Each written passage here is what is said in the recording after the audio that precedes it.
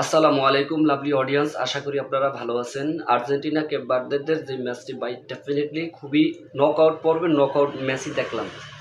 আসলে একবার দেখলাম যে কেপ ভার্দেদের ফেভারে যাচ্ছে, আরেকবার দেখলাম যে আর্জেন্টিনার ফেভারে যাচ্ছে। আমি মনে করলাম যে মনে হয় যে এই শেষ, আর্জেন্টিনা আর হারাতে পারবে না। তবে তাদের পরিকল্পনা ধুমড়ে মুচড়ে শেষ করে দিয়েছে।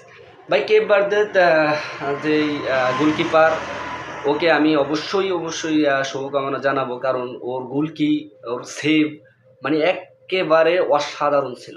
মেসি ধারাবাহিকভাবে অনেক গোল কনসেপ্ট করতে চেয়েছিল, এবং কি ফ্রি কিকে এবং যেভাবে হোক যে রণকৌশল সাজাইছে, আসলে সেই রণকৌশল শেষ পর্যন্ত মেসি বাহিনীরা করতে পারেনি। সেই সেভ দিয়ে শেষ করে দিয়েছে তাদের রণকৌশল। সত্যি কথা বলতে কি বার্থডে নতুন দল হিসেবে রাউন্ড অফ 32-এ ভ্যারি মাস একটা খেলা উপহার দিয়েছে। শেষ পর্যন্ত 3-2 গোলে আর্জেন্টাইন রাউন্ড অফ 16-এ চলে যায়। অবশ্যই শুভকামনা থাকবে রাউন্ড অফ 16-এ আরও ভালো করে কোথায় ঘাটতি আছে সেই দিকে তার ফোকাস করতে হবে।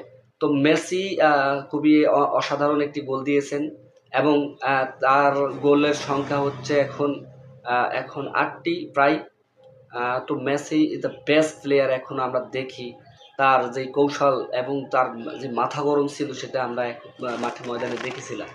তো শেষ পর্যন্ত উইন লাভ করেছে আর্জেন্টিনা।